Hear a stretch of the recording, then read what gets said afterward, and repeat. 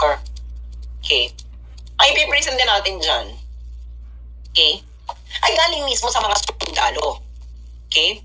Siyempre dapat, di ba? Oh, ito'y galing to sa page ng 802nd Infantry Brigade, Philippine Army, August 24, 2021. Ayan, sinabi nila, never again.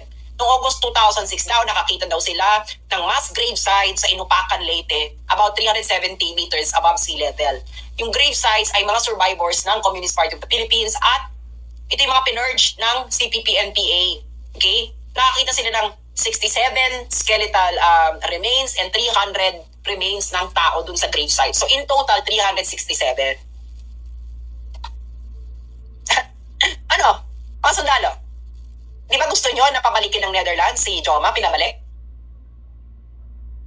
Oh, sino ngayon yung mga attorney Conti na nagbibida-bida? Ano ba siya? Di ba member siya ng Makabayan Bloc?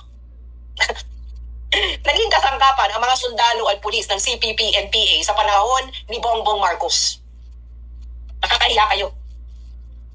You have been played like a fool by the people who you've been trying to eliminate in Philippine society for decades, na karamihan sa mga kasamahan ninyo ay nasawi. Anong ginawa? Nagsama-sama kayo, no? Na isurrender sa foreign power ang dating yung commander-in-chief na kung saan pinakamamahal ng taong bayan.